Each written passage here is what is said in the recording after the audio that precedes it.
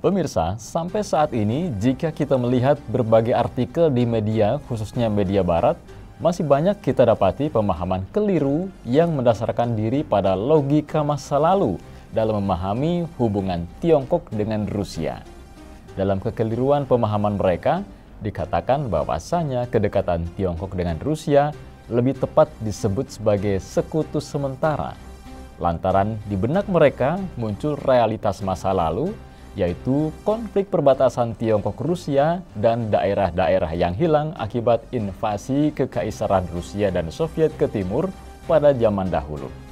Bagi mereka, Tiongkok pasti tidak puas dan akan menuntut dikembalikannya daerah-daerah yang hilang. Dengan demikian, persekutuan Tiongkok-Rusia ini sungguh aneh, tidak seharusnya terjadi. Maka untuk menjelaskan hal yang tidak wajar ini, digunakanlah kata sementara tersebut. Namun media barat tidak pernah menyadari bahwa masalah perbatasan antara Tiongkok dengan Rusia telah diselesaikan dalam kesepakatan yang diputuskan melalui seri perundingan perbatasan yang telah berlangsung sejak tahun 1991, yang kemudian dilanjutkan tahun 1994, 1998, dan seterusnya hingga baru berakhir pada tahun 2014.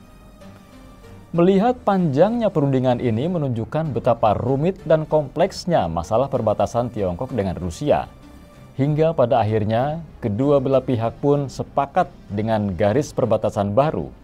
Rusia akhirnya bersedia menggantikan daerah-daerah Tiongkok yang hilang dengan wilayah Shika, Argun, tepi sungai Amur, Zeya, Ussuri termasuk Damansky atau Zembao, Tarabarov atau Jinlong, dan Bolshoi.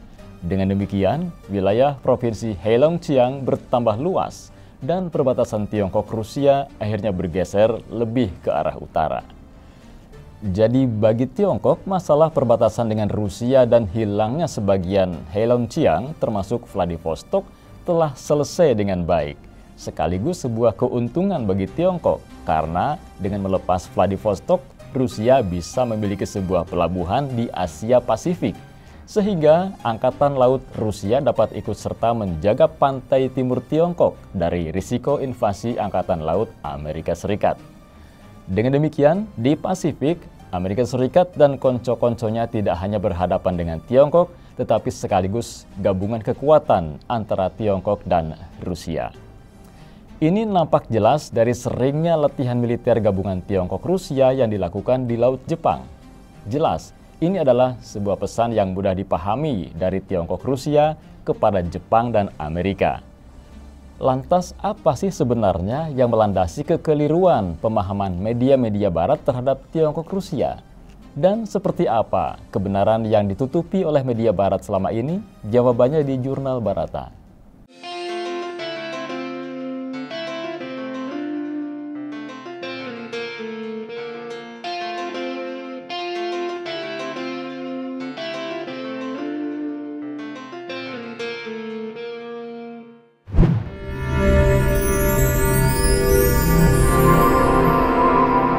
Jurnal Barata.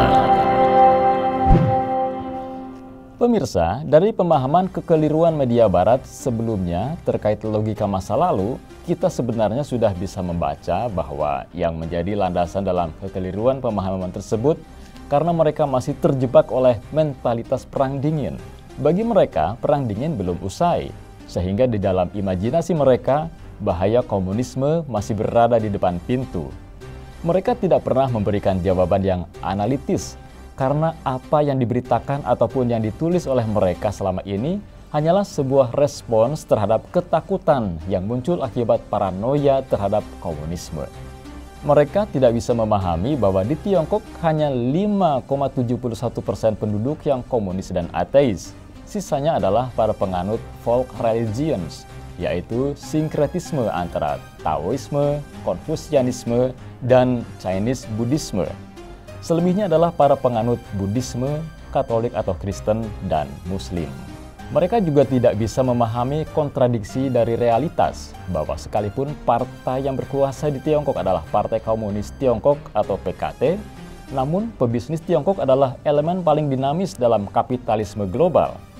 Pebisnis Tiongkok memiliki spirit kapitalisme yang tinggi, sehingga demi laba, mereka rela pergi berdagang serta berinvestasi ke berbagai negara di dunia ini. Bahkan di Kepulauan Solomon yang mungil serta terpencil di tengah-tengah Samudra Pasifik pun, para pebisnis Tiongkok datang untuk meraup laba.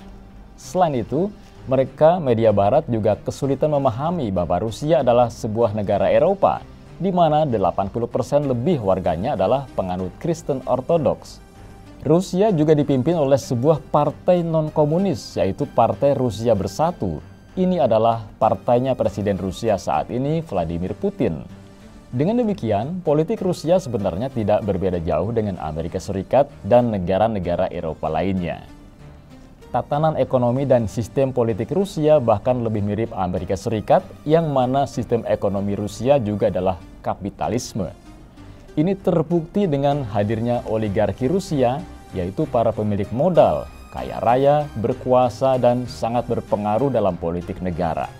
Kondisi politik semacam ini mirip dengan Amerika Serikat, di mana di sisi setiap presiden selalu hadir seorang juragan Wall Street yang kaya raya.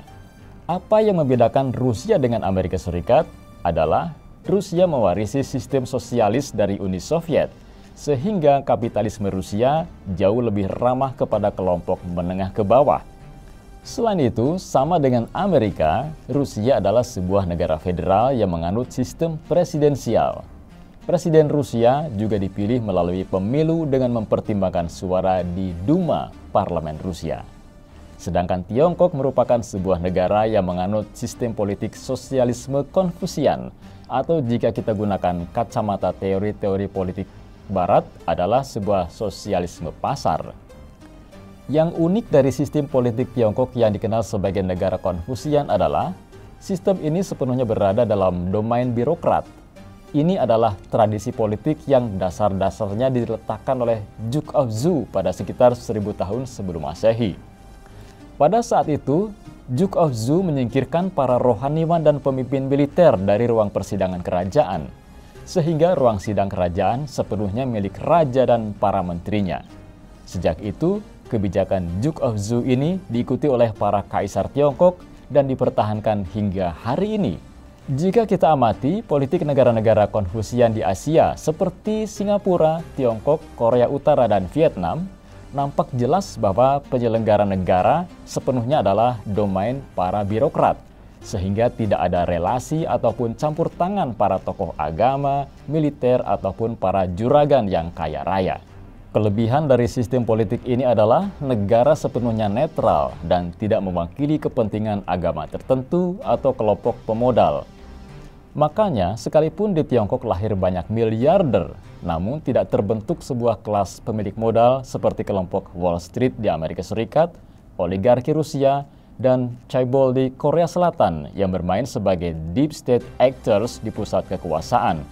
Absennya kelas pemilik modal dalam tatanan sosial politik Tiongkok ini membuktikan bahwa Tiongkok bukan sebuah kapitalisme. Karena dalam sebuah kapitalisme selalu hadir kelas pemilik modal yang solid, kuat, dan intervensionis dalam politik negara. Sehingga dalam hal ini, Tiongkok jelas adalah sebuah sosialisme. Namun terlepas dari perbedaan tatanan sosial politik tersebut, secara mendasar tidak terjadi perbedaan yang signifikan dari sisi ideologi, baik antara Rusia dengan Amerika Serikat ataupun Tiongkok dengan Amerika Serikat. Sosialisme pasar Tiongkok pun tidak bertentangan dengan kapitalisme Amerika, lantaran para juragan Tiongkok juga tidak kalah semangat kapitalismenya dalam mengejar keuntungan. Jadi jelas, baik Tiongkok maupun Rusia bukan sebuah komunisme. Dengan demikian, menenggarai bahwa Rusia dan Tiongkok gebuk-gebukan dengan Amerika Serikat karena perbedaan ideologi, yaitu komunisme versus kapitalisme, atau otoritarian versus demokrasi, adalah dagelan media belaka.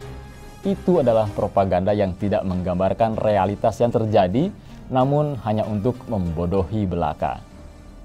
Jelas bahwa gontok-gontokan yang sering terjadi antara Rusia, Tiongkok, dan Amerika Serikat bukan karena perbedaan ideologi, namun karena elit politik Amerika tidak dapat menerima hadirnya peer competitors di politik global. Sehingga kebijakan politik Amerika selalu bertujuan untuk melemahkan Rusia dan Tiongkok, atau paling tidak membuat gambaran buruk kedua negara itu baik melalui hoax ataupun propaganda media. Nah pemirsa, karena itulah kita sebaiknya mulai berpemikiran kritis dan cerdas, bukan malah termakan hoax atau propaganda, lantas dengan gagah berani ikut-ikutan memusuhi Rusia dan Tiongkok. Dalam situasi semacam ini, pilihan yang terbaik adalah mampu memanfaatkan kehadiran para kekuatan besar, baik itu Amerika Serikat, Uni Eropa, Rusia, dan Tiongkok untuk kemajuan dan kepentingan kita sendiri. Demikian Jurnal Barata kali ini, saya Endro dan tim redaksi Barata Online mengucapkan terima kasih dan sampai jumpa.